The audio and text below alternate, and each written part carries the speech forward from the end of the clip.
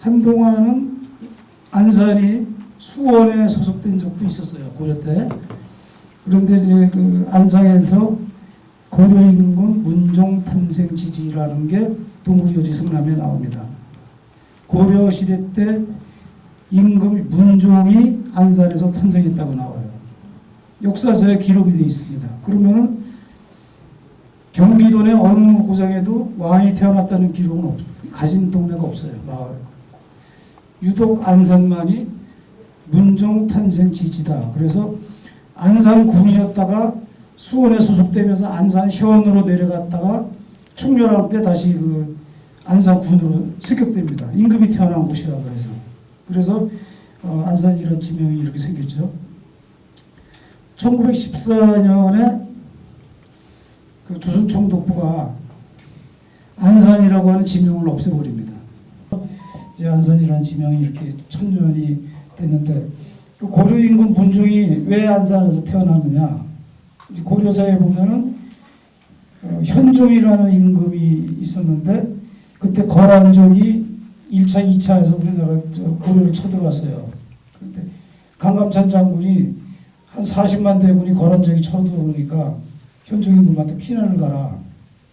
그 피난은 어디로 갔냐면 나주로 갔어요. 나주로 피난을 가는데 현종 임금이 피난길에 나섰는데 대우를 못 받아. 어디 가도. 그러니까 진짜 끼니도 굶고 잠도 제대로 못 자고 나주까지 그 먼 길을 피난을 갔는데 얼마나 힘들었겠어요. 충주까지 갔는데 충주절도사 김은부라는 사람이 극진히 대접을 해요. 왕을 처음으로 대접을 받은 거예요. 나주까지 피난 갔다가 다시 올라오는 길에 충주에 들렸는데 또 김은부라고 하는 사람이 안산김씨예요. 안산 사람인데 안산김씨 시조의 바로 밑에 그 김은필의 아들인데 그 현종 임금을 극진히 대접하면서 자기 큰딸을 시켜서 심소에 들여버렸어요. 비단 옷을 지어서 바치고. 그래서 큰딸이 왕비가 됐어요. 여러분들 이제 고려시대 때 좀 그런 게 있는데, 그 다음에 둘째 딸도 왕비가 되고, 셋째 딸도 왕비가 되고, 전부 현종의 비를 만들었는데, 둘째 딸이 문종을 낳았어요. 첫째 딸이 정종, 덕종을 낳고, 그때는 형제간에 이렇게 세습이 됐더라고요. 그래서 그 안산이라는 문종이 탄생한 곳이다. 안산 문종 탄생 지지라고 하는 게 나오고요. 정조대왕이 자기 생전에 아버지 사도세제묘를 13번을 갔습니다. 13번을 갔는데 12번은 과천으로 해서 지금 안양으로 해서 수원으로 가는 항상 길이 정해져 있었는데 1797년에 딱 한 번 늘 다니던 길 대신에 김포로 해서 부평으로 해서 안산에 와서 하룻밤을 잤어요. 그때에 내린 시가 살기 좋은 땅 안산이라고 하는, 원래 원 제목은 밤에 안산 아월에 임화하다. 그래서 지금 수암동 가면은 그 객사를 복원을 해놨습니다. 정조대왕이 하룻밤 잤던데 수리산 등산로 올라가기 전에 지금 안산 읍성을 좀 복원하고 있는데 거기에 보면 안산관에서 하룻밤을 잤어요. 그때 정조대왕이 하룻밤 자면서 시를 하나 남긴 게 있는데 이게 홍제전서라고 해서 정조대왕의 시문집을 모은 책에 나옵니다. 원문은 생략을 하고 이제 그 번역문을 보면은 소방 같은 땅 모양은 일반송이 연꽃과 같고 물고기와 개 너무 흔해서 돈으로 논하지조차도 않아요. 그래서 살아서 거주하는 곳이 안산이 제일 좋다고 하는데 금년에는 풍년까지 들었구나 라고 하는 시를 안산에 와서 한번 묵으면서 남겼습니다. 그다음에 그 이번에 테마가 그 이용우생이라고 그랬나요? 네. 그 송호 선생이 한 270년 전에 안산에 신도시가 생길 거를 예언한 시가 있습니다. 해거방축이라고 하는 시. 해거방축. 그 물기를 두고서 폭우를 쌓으면 짠기가 셔서 벼가 자라서 옥토가 된다고 하고서 여기에 이제 취락인성 거정정이라고 나오는데 정정이 우물정자예요. 반듯반듯하게 이렇게 신도시를 상징하는 얘기거든요. 새 촌락이 반듯반듯하게 이루어지고 경작을 하리니 잡초풀이 무성함을 걱정하겠느냐. 그래서 누가 이 산천을 이루어미었겠는가 이런 얘기를 하고 푸른 바다가 뽕밭으로 쉽게 바뀐다. 그런데 그 모든 계책을 여기 보면은 추요라고 하는데 양모수 여방 추요라고 하는데 이게 추요가 뭐냐면 꼴 베고 뗄라고 하는 사람이에요. 좀 천한 사람한테도 그 방법을 물어봐서 하라고 했습니다. 그래서 청원전쟁이 안산에서 실학을 대성했는데 정약용은 실학 청원전쟁을 본 적이 없어요. 그렇지만 정약용이 그 육대조부의 묘가 안산에 있습니다. 지금 양산동에 있는데 자기 육대조부 묘를 참배하러 올 때는 먼저 성호선생 묘에 들려서 절을 하고 그 다음에 자기 육대조부 묘를 들렸어요. 정원벽 선생이라는 묘가 지금 안산시 양산동에 거기에 있습니다. 그래서 반월공단은 이 안산 신도시는 1976년에 박정희 대통령이 지시해서 1977년부터 계획에 들어갔어요. 들어가서 이제 기존에 있던 모든 주민을 100% 이주시켰습니다. 싹 이주시키고 그다음에 그 국토개발연구원에서 와서 도시계획을 세워서 안산 신도시를 반월공단을 조성하면서 배후도시로 안산을 만들었거든요. 이제 녹지율도 지금 전국 최고죠. 제가 올림픽 장관의 사무실에 있다가 이제 지금 4등에 건물을 지어서 옮겨주면은 시속 80km로 출근했어요. 항상. 그만큼 안산이 교통이 아주 계획도시이기 때문에 그렇습니다. 우리나라 첫 번째 계획도시라고 그러면 수원 사람들이 싫어해요. 왜냐하면 수원 사람들이 정조대왕 때 먼저 계획도시가 있었고 근대에 와서는 안산이 최초의 계획도시입니다. 두 번째가 창원이에요. 그래서 안산이 도시학적으로 아주 살기가 좋은 데인데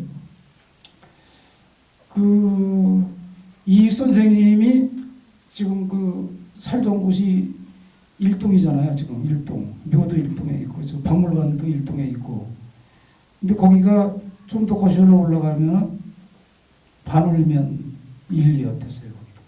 그래서 성우익 선생님이 반월 사람이다 이렇게 얘기해도 틀린 말은 아닙니다. 반월면 사람이기 때문에 조선시대에 가면 좀 달라지죠. 얘기가. 그러면 이제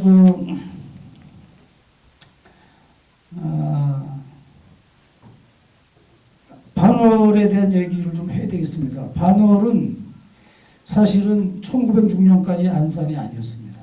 여기는. 반월, 광주군, 지금 우리가 있는 데가 북방면, 그 다음에 성곤면은 지금의 1동, 2동, 4동, 번호동이 성곤면이었고요. 그 다음에 이제 월곡면이라고 좀 사사동, 수원하고 안산 사이에 있는 사사동이 이제 월곡면. 3개면이 경기도 광주에 있었어요. 생뚱맞잖아요. 여기가 왜 경기도 광주예요. 그죠? 그걸 이제 일본식으로 얘기하면 비지, 날아간 비자. 날아가서 붙어서 비립지 이렇게 얘기하는데 그거는 이제 일본식 표현이고 우리나라식 표현은 두입지, 북두칠성 있죠. 북두칠성 이렇게. 그다음에 견화산입지. 개의 이빨이 끝머리가 이렇게 마주닿지 않아요. 이렇게 엇갈려서 들어갑니다. 삐죽삐죽하죠 이렇게. 그래서 견화산입지라 해서 그게 뭐냐면은 자기네 행정과 상관없이 지형과 상관없이 보통 이제 군 경계를 나눌 때는 지형을 가지고 나누잖아요. 그거를 무시하고 남의 행정구역에 쑥 들어가 있는 거예요. 깊숙이. 그런 경우가 강원도에서도 있더라고요. 강원도 춘천인데 인제가 많이 떨어져 있는 인제군 기린면이 춘천에 속해 있었어요. 한동안. 면만. 그게 이제 견화상입지, 두입지 이런 겁니다.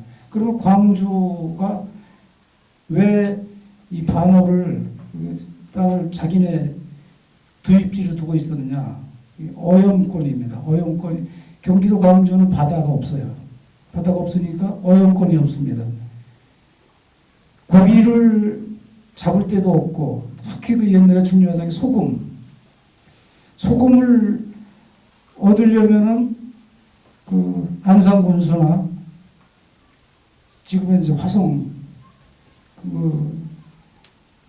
그쪽의 군수한테 손을 내밀어야 되죠. 소금 좀 줘, 고기 좀 줘 이래야 되는데 광주는 부였습니다. 군보다 위에 있는. 그러니까 광주 유사는 안산군이나 화성군 그 옛날에 화성군 지금의 화성보다 계급이 높았어요. 그래서 고려 때 기록은 지금 발견할 수가 없는데 경기도 조선시대 때 기록에 보면 광주의 두 입지였습니다. 그 지도를 보시면 이제 책이 지도가 나올 거예요. 13페이지에 지도가 있습니다. 13페이지에 지도가 있으면 보면은 왼쪽 맨 위에 3개면이 이렇게 있죠. 이게 이제 광주군에 소속되어 있던 3개면입니다. 13페이지 지도, 광주 지도거든요. 맨 위에 보면은 송곳, 북방, 월곡 이렇게 3개면이 있을 거예요. 그죠? 그 면이 광주군에 소속되어 있었는데 그 1906년에 이게 이제 불합리하다 해서 안산군에 편입을 시켰어요. 안산군에서 다시 들어왔는데 한 8년 안산군에 있다가 1914년에 다시 없어집니다. 이게 반월면으로 통합이 돼버렸어요. 3개면이. 그러면서 어디로 갔느냐? 수원군 반월면이 됐어요. 수원군 반월면. 그러니까 이제 그 반월이라는 곳이 그 지금도 안산시에서도 변두리 지역이 좀 소외받는 느낌이 들지만 조선시대에도 그랬어요. 일제시대 때도 수원군으로 갔다가 수원이 시로 실격되니까 어디로 갔냐? 화성군으로 갔습니다.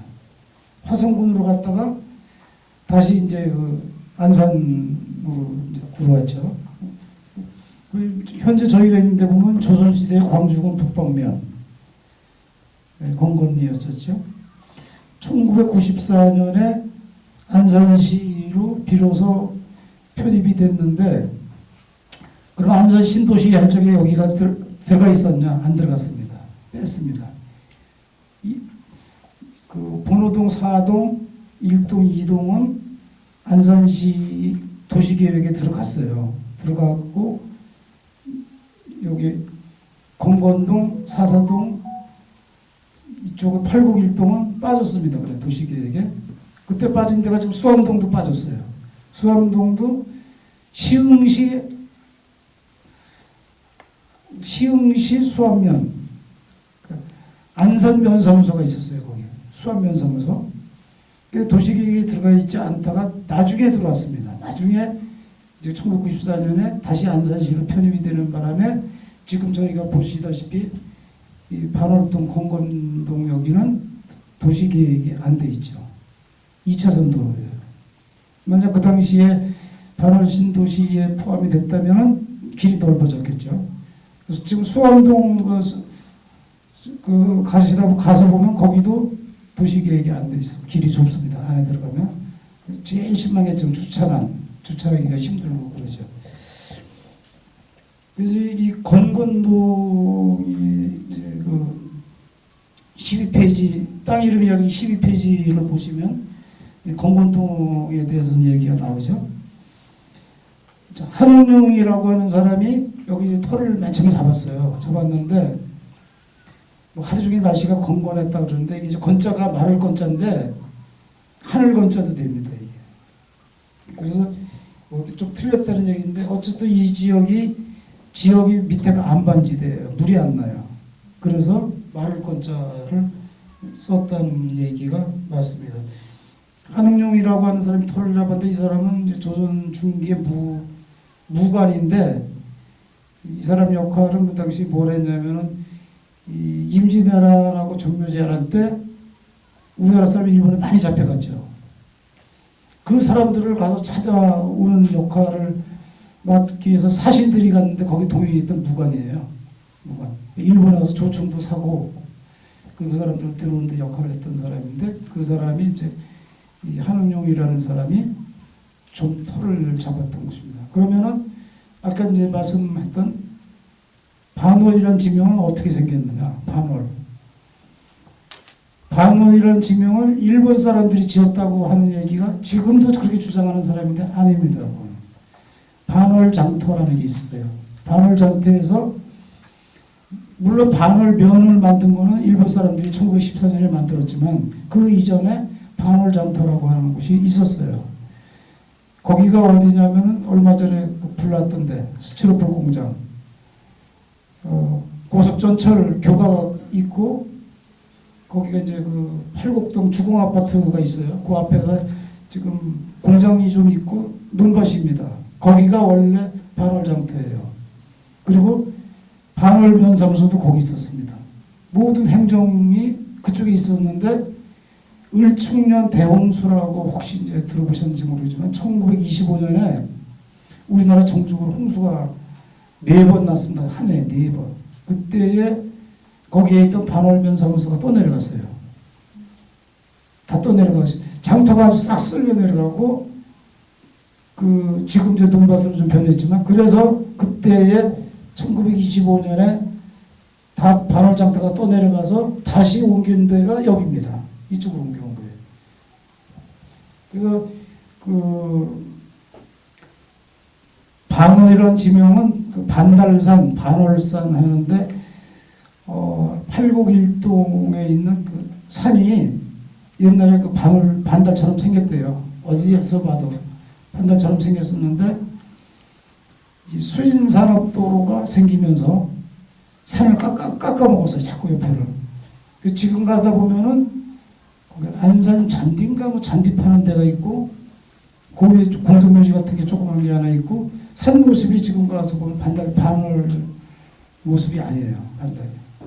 그래서 거기 원주민한테 제가 물어봤더니 우리 어렸을 적에는 반달처럼 생겼었대요.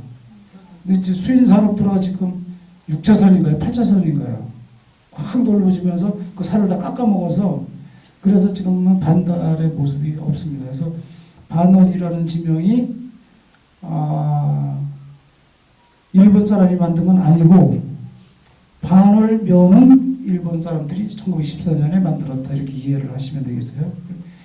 반월면이 얼마나 컸냐면 지금 1동, 2동, 4동, 논호동 일대가 다 반월면이었어요. 엄청나게 컸죠. 반월면이. 그뿐만이 아니죠. 반월면이 지금의 수원에 가면 이북동 그쪽도 반월면이었고 지금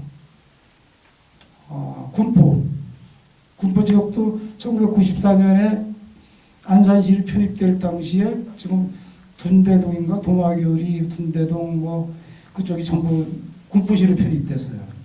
그리고 1984년에는 그 월암리 뭐 이쪽은 또 의왕시로 편입이 되고 그러니까 반월면이 1994년 그때 이렇게 분해가 되어버렸습니다. 그래서 수원, 군포로 많이 갔어요. 그리고 의왕으로 고전에 갔고 지금 이제 삼천리 요 반월역 이렇게 넘어가면 삼천리라고 하는 동네인데 삼천리 사람들이 지금도 심심하면 군포로 간다고 막 윽박질러요. 우리 군포로 보내줘 막 그럽니다. 왜냐 군포로 간 대암이나 이런 데 군포로 간 데는 되게 발전했어요. 그 군포에 가서. 그래가지고 삼천리라는 동네는 오늘 제가 한번 일찍 나와서 꼭 돌아봤습니다만은 여전히 농촌인데 전원주택만 좀 더 공장지대가 좀 됐더라고요. 그 다음에 수원으로 간 입북동 그쪽 아파트촌 됐잖아요. 수원으로 간 데도 발전했고 군포로 간 데도 발전했고 의왕으로 쪼개진 데도 발전했는데 안산시로 편입됐는데 조금 여기가 아직도 소외받는 그런 느낌이 있습니다. 근데 그거는 애초에 신도시 계획에서 빠졌었기 때문에 도시 구성이 좀 안 됐다 이렇게 보시면 될 것 같아요. 그래서 지루하시죠?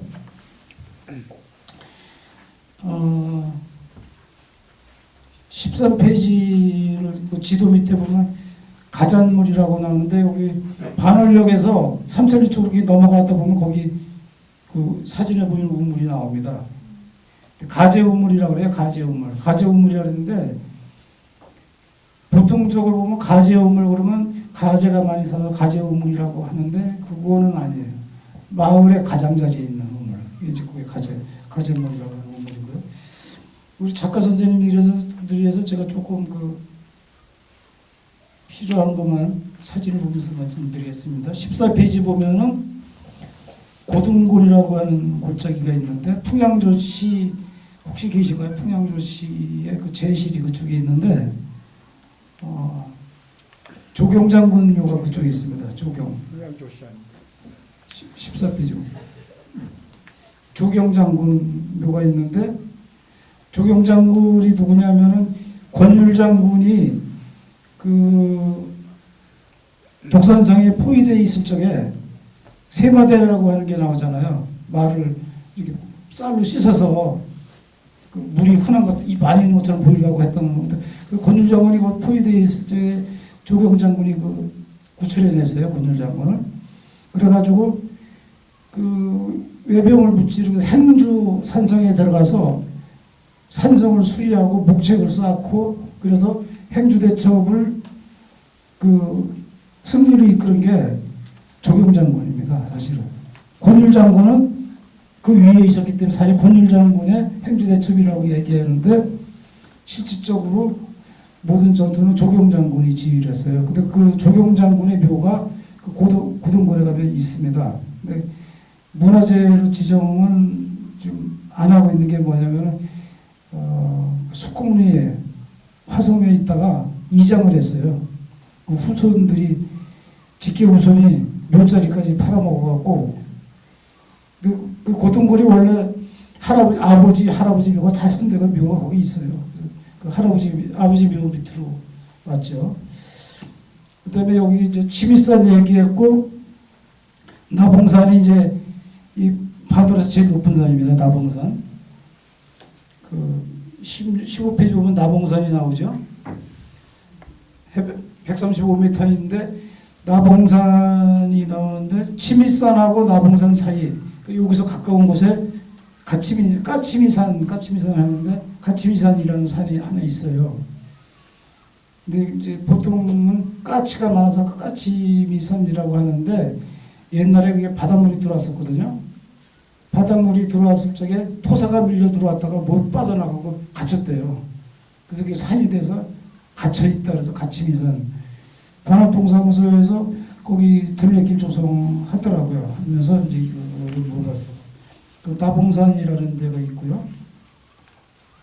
15페이지 보면 능골이라고 해서 그 영의정 김양택 선생 묘가 있습니다. 지금 문화재로 지정됐습니다. 여기는 2014년에 됐는데 거기 김양택 선생님의 묘비에 글씨가 한호 선생 글씨예요. 한석봉 선생 그 비석의 글씨가 한석봉 선생 글씨입니다. 물론 집세를 한 거지만은 근데 여기 할아버지나 이거는 군포에서 문화재로 지정되는데 김양택 선생은 그 돌보다 할아버지가 돌아가시고 손자가 미국으로 이민 갔어요. 이민 가면서 방치됐어. 그게 완전히 안산에서 있는 그 묘 중에 제일 큽니다. 이 묘가 제일 큰데 묘 꼭대기에 막 나무가 자라고 막 그래서 일단 향토유적 문화재를 지정을 했는데 가끔가다 시에서 벌청을 해주나 봐요. 워낙 후손들이 안도를 보기 때문에 삼천리라고 하는 데 있습니다. 삼천리가 윗삼천리, 아랫삼천리 이렇게 있어요. 반월역에서 이렇게 굴다리 빠져서 이렇게 들어가면, 아니면 그 반월저수지 가는 길에서 향나무지라서 거기서 우회전해서 이렇게 되면 삼천리인데, 거기 이제 아랫삼천리는 안동장시 집성촌이고 윗삼천리는 풍양조시 집성촌이에요. 근데 아랫삼천리에 가면은 이 김양택 선생 묘가 있는데, 그 한석봉 글씨를 좀 보시려면 가셔야 돼요. 거기 한번 가서 보시면은 탁본하러 많이 옵니다. 그 글씨를. 근데 사실 탁본은 못하게 돼 있어요. 비석이 망가지기 때문에. 근데 여기는 후손들이 없어서 가서 마음 놓고 해야 됩니다. 뭐라 그럴 사람이 없어요. 그래서 탁본을 이제 좀 할 수가 있는데요. 능골이라고 해서 능이 있어서 능골은 사실은 아닙니다. 능골이라는 게 늘어진 골짜기라는 뜻이에요. 능골. 재미있는 게 이제 그 16페이지 맨 위에 보면 두물바지가 있을 거예요. 책자가 이렇게 남아 있는 것 같은데. 두물머리는 아시죠? 여기 반월에 두물바지가 있습니다. 사진 보시면은 물 두 개가 합쳐지죠. 여기를 두물바지, 두물을 받는다 해서 두물바지입니다. 공건천 쭉 올라가다 보면 군포로 가는 길 다리 밑에서 이렇게 물이 두 개가 합쳐져요. 그래서 두물바지 참 재밌습니다. 저기 뭐 그 어떤 노인네분이 안내해서 가서 봤는데 어떻게 두물바지라고 이름을 붙였냐고. 두물머리는 많이 들었는데, 그래서 참 재미있는 지명이 두물바지가 있습니다. 그러니까 수량이 많지는 않아요. 수량이 많지는 않는데 이렇게 Y자 모양을 찍냐고 좀 애를 썼는데 비 많이 온다면 하면 괜찮죠. 여기. 하여튼 두물바지라고 하는 동네가 여기에 있다는 거 보시면 되고, 17페이지 보면은 삼천리가 나오잖아요. 그렇죠? 삼천리인데 거기가 골짜기가 이렇게 내천자처럼 생겼다고 하는 얘기도 있고, 샘이 세 군데서 모여서 이렇게 삼천리라고 하는 데가 있는데, 언젠가는 3천 가구의 집이 모여서 살 때라고 삼천리라고 이렇게. 여기가 그 제가 디지털 문화대전에서 그 디지털 안산 문화대전이라는 사이트가 있습니다. 한국중앙연구원하고 만들었는데, 거기서 모든 단어를 검색하면 이제 이게 나오는데, 그거 할 적에 거기 삼천리라고 하는 데를 처음 가봤는데, 안산에서 숨겨진 마을이라 그랬어요. 도저히 그런 마을이 있으리라고 상상도 못했던 데에 마을이 있고, 마을 뒷산이 태미산이라고 하는 산이 있습니다. 태미산. 그 위에 산성이 있었어요. 그 19페이지 보면 아랫삼천이 사진이 나오죠. 근데 지금은 이런 모습은 가도 보기가 좀 힘들고, 지금 저기 그 철도 반월역 철도 그 육교 있죠? 육교를 건너가면 이 마을이. 그렇습니다. 그 육교 한번 가까우니까 나중에 한번 가보시면 바로 육교 건너면 마을이 하나 있어요. 그 마을이 삼천리 마을인데, 지금은 거의 뭐 마을이 거의 없고 집들이 좀 많이 생겼죠. 공장 같은 것들 생기고 있더라고요. 여기 넘어가는 고개가 치민고개거든요. 네. 치민고개 이렇게 넘어가면 삼천리에서 이쪽을 보라도 건너침이라고 해요.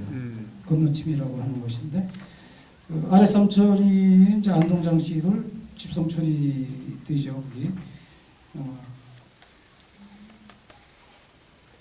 거기 아까도 얘기했지만 김양택 선생묘를 아랫삼천이 장촌에서 장식씨 그분 중에 한 분이 그 묘를 사실은 보살폈어요.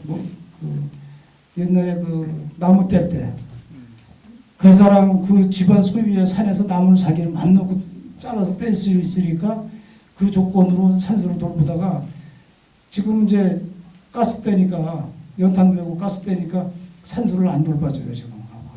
그래서 김영탁 선생 그 묘비 가본 지가 벌써 한 7, 8년 되는 것 같아요. 탁본하러 갔던 얘기가. 그리고 20페이지 밑에 보면은 용담불이라고 하는 게 있습니다. 용담불이. 그 고속 전철 고각이 보이죠, 그죠?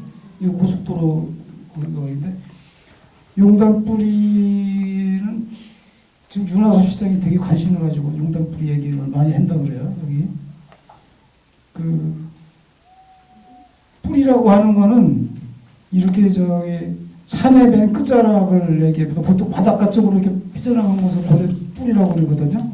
여기도 이제 산의 맨 끝자락에서 뿌리라고 하는데 불이라고도 해요. 불이. 뿌리라고도 이렇게 하는데 여기가 옛날에 그 뭐 활 쏘던 자리도 있다 그래서 굉장히 공터가 넓은 게 있을 줄 알았는데 지금은 수목이 우거져서 가면 전혀 그런 모습은 찾아보기가 좀 힘듭니다.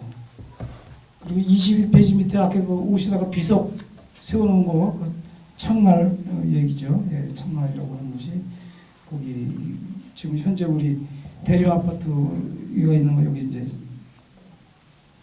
창말이고요. 22페이지 보면 이제 그 치미산 얘기가 나옵니다. 치미끼와를 닮았다. 그런데 그 옛날 사람들은 어떻게 그게 치미끼와랑 닮았는지 알았는지 모르겠어요. 저희는 지금 이렇게 위성지도로 보면 딱 보이잖아요, 그죠? 지도에서 위성지도로 보면 치미끼와처럼 생겼어요. 산 모양이. 여기 이제 공건동 이쪽 팔곡동 삼천리 쪽까지 이렇게 그 뻗어서 나가 있는 그 고개고요.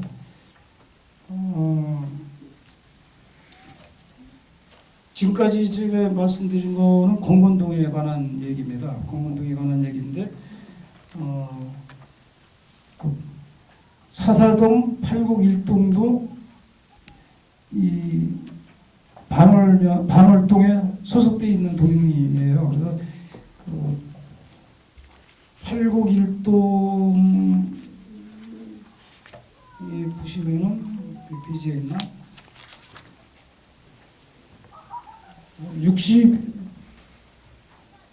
51페이지 보시면 사사동이 있죠. 사사동 있나요? 예. 법정동 이름이 사사동이지만 행정동은 반월동에 속합니다. 그래서 요거도 그 모래사자, 선비사자를 써요. 그래서 그 옛날에 선비들이 거기 아주 많이 살았다고 했는데 여기 가면은 그 명왕공주의 묘가 있습니다. 근데 제가 안산에서 돌로 조각을 해서 이렇게 좋은 조각을 할 수 있을까 하고 한 거는 그 명왕공주 묘예요. 그 명왕공주의 시어머니 상주황 씨라고 있는데 그분의 비석을 보면은 그 연화봉 연꽃 모양의 봉우리도 그렇지만은 기와집의 처마 석가래까지 아주 정교하게 조각이 돼 있어요. 그래서 돌로 저렇게 정교하게 조각을 할 수가 있었을까 하는 그런 그 이제 거기 사사동에 반월교회라는데 주차장이 좀 크게 생겼더라고요. 그래서 차가 이제 바로 밑에까지 들어가는데 거기도 한번 기회 되시면 한번 좀 보시면 좋을 것 같고요. 그다음에 팔곡 일동이 반월동에 소속돼 있어요. 팔곡 일동. 몇 페이지에 나오나?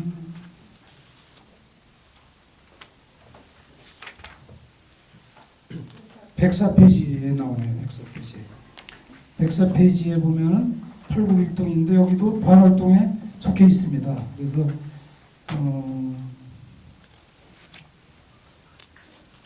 8개의 골짜기가 8개가 있어서 팔곡동이에요. 그 골짜기 이름은 그 밑에 있죠. 능골, 국모리골, 안골, 승지골, 절골, 곰넬, 선악골, 우묵골. 그 선악골에 가니까 거기 여자 화가분이 식당을, 카페 비슷한 식당을 하고 있더라고요. 근데 그 부인은 그림 그리고 식당 운영은 남편이 하고 있고 그러더라고요. 지금도 거기에 가면 그 선악골 저수지 쪽에 가면 그렇게 있죠. 곰넬이라고 하는데 곰넬, 웅천동이라고 이제 백서 폐지하는데 거기 가면은 한명회라고 혹시 아세요? 세조 때 여기서 그게 많이 나왔죠. 한명회 장인묘가 거기 있습니다. 민대생이라고 묘가 사진이 비석이 보이죠. 그 민대생이가 지방을 내려가는데 충청도 쪽을 내려가는데 어린 아이들이 이렇게 놀면서 성을 쌓고 이렇게 있더래요. 그래서 민대생이 지나가려고 그러니까 그 중에 한 아이가 어디 남의 성을 함부로 들어오냐고, 응? 그 호통을 쳐서 멈추어서 그럼 성문은 언제 여느냐? 그러니까 내일 새벽이 돼야 성문을 여니까 내일 새벽까지 기다리시든가 가는 길을 막아놓고 이렇게 애들이 장난치면서 그래서 민대생이가 보고 영리한 아이다 이렇게 싶어서 근데 보니까 집안이 가난하고 거의 고아이더래요. 그 한명회가 그래서 데려다가 이 반월 팔곡대에서 양자를 키운 거예요. 양자로 들여서 키우다가 나중에 자기 사위를 삼았어요. 그래서 그 그 애가 그 안산의 팔곡동에서 팔곡일동에서 그 처가살이를 하면서 나중에 이제 그 세조한테 잘 보여서 이렇게 해서 승승장구 이렇게 했었죠. 그런 얘기가 있습니다. 그 장인 그 여은미씨 그 묘역이 있는데 거기 가보면은 그 비석 모양이 좀 특이하게 생겼죠. 이게 조선시대 초기의 비석입니다. 조선시대 초기의 비석은 이런 모양을 했어요. 그 연꽃 봉오리를 이렇게 했는데 이게 그 무슨 명나라 군사들이 쓰던 뭐 투구를 본따서 이렇게 했다는 그런 얘기도 있어요. 이제 백사페이지 맨 밑에 보면 구장터인데 거기에 1923년이라고 나오는데 1925년이 맞습니다. 그럼 오자가 생겼는데 반월장터라 해서 1925년에 지금의 그 건건동으로 이제 옮겨왔습니다.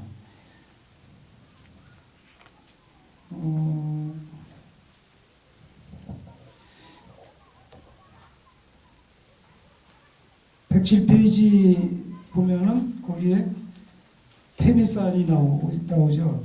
태미산, 재미산, 털미산, 토미산. 말씀하시는 분들마다 발음이 다 틀려요. 산성 조사를 할 때는 태미산성으로 조사를 했습니다. 그 턱걸이바위 얘기도 있고요. 그 반월저수지 사진, 반월저수지에서 보면은 태미산이 이렇게 모양이 보기가 좋습니다. 거기 올라갈 수 있는 길은 삼천리 쪽에서 올라가는 길밖에 없어요. 지금 보면 반월저수 쪽에서는 올라갈 수 있는 길이 없습니다. 이렇게 해서 좀 산만하지만 그래서 나중에 시간 되실 때 책을 좀 보시라고 좀 드렸고요. 요 책이 있죠. 예, 아름다운 형토문화. 이거를 사실은 초등학교 4학년용으로 처음에 만들었는데 너무 어려운 거예요. 어른도 보기 힘들어요. 무슨 얘기인지도 알 수가 없어. 그래서 예, 요약을 했습니다. 요약을 해서 조금 쉽게 풀어 쓴다고 썼는데도 좀 힘들어요. 근데 초등학교 4학년이 학부형들 계신가 모르겠는데 4학년이 되면 그 지역의 역사를 배웁니다. 우리 고장 안산이라고 하는 책을 안산교육청에서 만들어요. 제가 거기 지금 5년, 6년째 그 책을 감수를 하고 있는데 그래서 초등학교 4학년이 되면 안산의 역사를 배웁니다. 깊이는 안 들어가도 안산의 문화재, 전설, 지명 이런 거를 배우게 돼 있어요. 그래서 그 책자를 만들어 놨는데 22페이지 그 책 문화재 안내 책 22페이지 보실까요?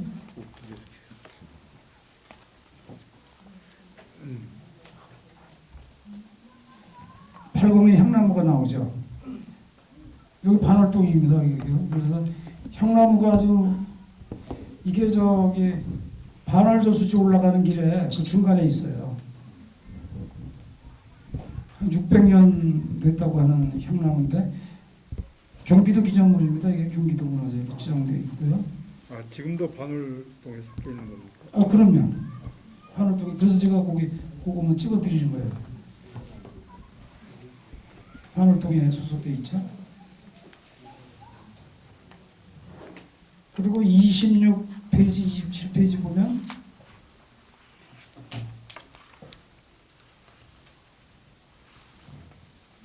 아, 26페이지가 아니네.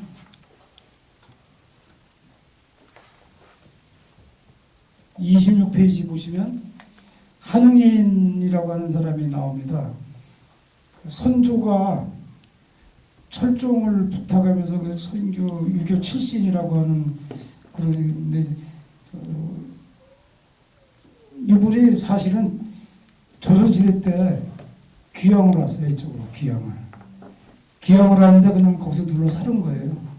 눌러 살면서 경기도 문화재로 지정이 됐고 27페이지 보면은 이제 그 사람 묘역이 나오는데 그 신도비라고 비석 사진이 하나 있죠. 기가 좀 이렇게 있고 그 비석이 옥으로 되어 있습니다.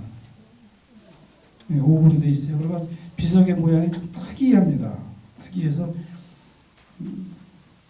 그 신도비 비석 이런 것도 좀 한번 보실 기회가 있으면 보시면 좋고요. 그 다음에 이제 제가 이렇게 말씀드렸던 그 명왕공주 32페이지인데 취몽원 오태주 묘역이라고 되어 있어요. 32페이지 보면 남편 이름으로 지정이 됐어요. 명왕공주라고 안 되는데 거기는 그냥 우리는 명왕공주 묘이라고 부르고 동네 사람들은 애기능이라고 불러요. 일찍 죽었어요. 그 명왕공주가 시집와서 아기를 못 낳고 일찍 죽었고 그다음에 그 양자를 이제 드렸는데 숙종임금의 누이 동생입니다. 현종임금의 셋째 딸인데 먼저 언니가 2명 다 일찍 죽었어요. 딸이 하나 남았으니까 얼마나 애지중지 키웠겠어요. 그래서 이제 오태주한테 시집을 왔는데 일찍 죽었죠. 23인가? 죽었어요. 그런데 그 제가 지금 말씀드린 건 뭐냐면은 1979년도에 그 묘 앞에 제실이 있었어요. 아주 한옥 제실이 있었는데 거기에 있던 유품이 경매로 나간 거예요. 경매로. 그게 그거를 은행에다가 저당 잡히고 돈을 얻었었는데 은행빚을 못 갚아서 은행에서 그걸 경매로 내놨는데 강릉박물관에서 듣기로는 신사임당 유물이 경매에 나왔대더라 이렇게 들은 거예요. 그래서 강릉 그때 향토사료관이지 박물관도 아닐 텐데 관장이 부랴부랴 쫓아 올라와서 보니까 이 명왕공주 유물인 거예요. 근데 그 아버지하고 주고받은 편지, 자기 오빠하고 주고받은 편지, 한글 편지입니다. 이게 한글날 특집으로 지금 가끔 나와요. 그게. 그 다음에 명왕공주가 쓰던 세숫대에서부터 무슨 각종 유품 45점이 이제 경매로 나온 거예요. 그래서 강릉박물관장이 그게 사고 싶어서 가서 시장한테 이 명왕공주 유물이 나왔는데 사야 되겠습니다. 꼭 사야 되겠습니다. 그러니까 강릉시장이 그거 우리 강릉 것도 아니고 그 당시 여기가 화성군이었었거든요.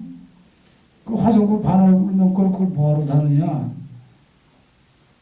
시장이 돈을 안 준 거예요. 사라고. 그러니까 이 사람이 자기 집문서를 들고 가서 시장 앞에 내놓고 만약 그게 문화재 가치가 없으면 내가 집을 다시 변상을 할 테니까 예산을 지원해 주십시오. 그래서 그걸 사갔어요. 사갔는데 다 보물로 지정됐어요. 그래서 제가 강릉박물관에 그걸 보러 3번을 갔는데 안 보여줘요. 그때 특별 전시 한 번 하고 수장고에다 딱 놓고 보여주지도 않고 그 명왕공주 유물 전시했던 도록이 있습니다. 도록. 그거 진짜 사정사정해서 한 권을 더 왔어요.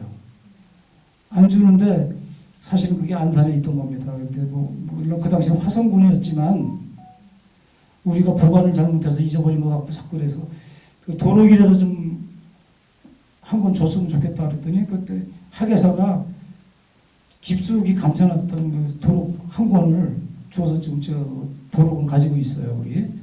그런데 그 묘역에 가면은 그 숙종 임금이 지은서 비석을 세운 어제 치문비가 있어요. 이제 오태주 그의 그 학식이 아깝다는 얘기도 있지만 자기 누이 동생에 대한 그리움을 구구절절히 해서 이렇게 비석으로 세워놨는데 지금 비문이 많이 낡아서 그 판독이 잘 안 돼요. 안 되고 이제 강릉박물관에 가면 그 비문 해석을 다 이렇게 해놓은 게 있습니다.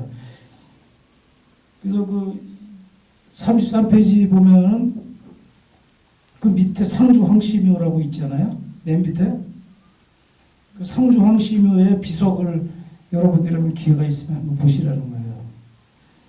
이 조각이 밑에서 봐도 이렇지만 거기 앞에 가서 그 상주황씨 시어머니한테 죄송합니다 그리고 몇 꼭대기 올라가서 이렇게 보면 더 기가 막혀요. 뭐 죄송하다고 하고 올라가야 되겠죠. 남의 머리에 올라가니까. 거기 비석은 조선국 왕녀 명왕공주 지묘 이렇게 비석이 돼 있어요. 조선국 왕녀. 그러니까 안산에 있는 어떤 문화재보다도 조각이 가장 잘 돼 있고 특히 망주석에다 새긴 그 세호라는 게 있습니다. 여러분들 그 무덤 앞에 이렇게 망주석 2개 세워놓은 거 아시죠?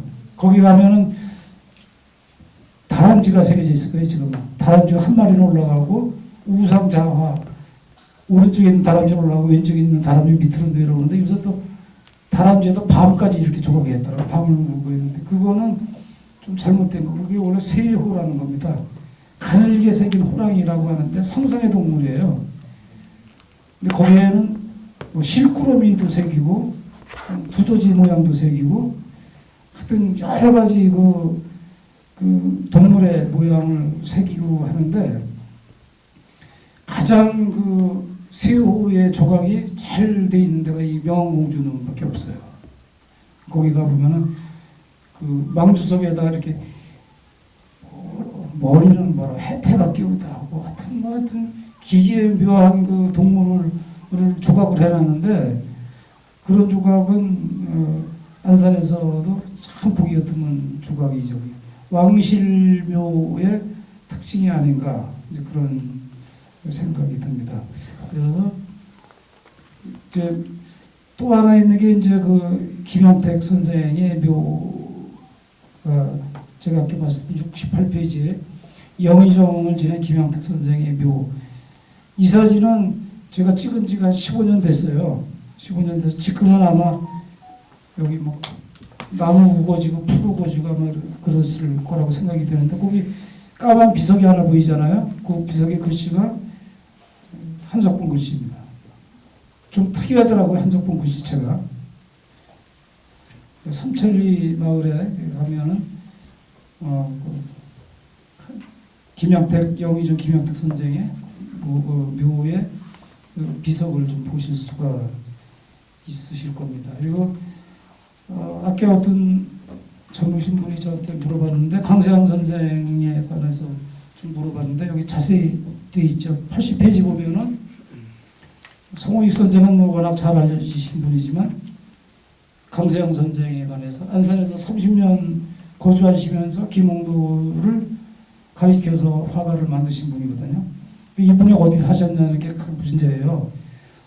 부곡동 살았다고 우기는 사람도 있고 수암동이라는 데 있는데 수암동이 저희가 봐서 맞습니다. 원당골이라고 있어요.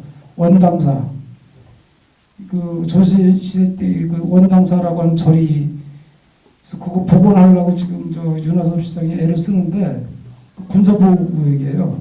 거기가 폭발물 처리장.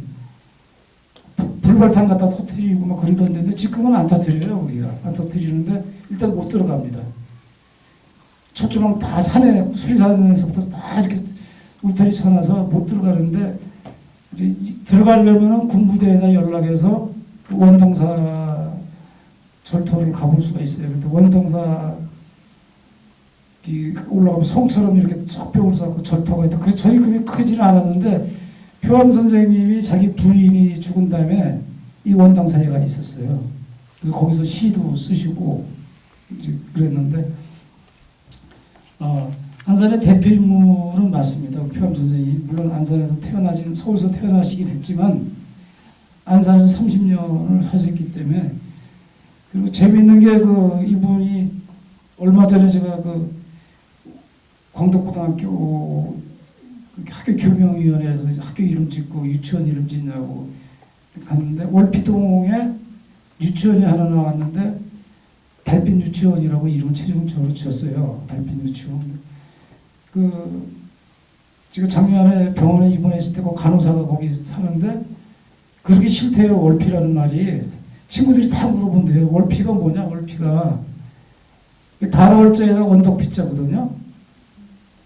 이게 표암 선생님 시에 나와요. 표암 선생님의 표암유고라고 하는 책이 있는데 지금 번역본이 나왔습니다. 표암유고가.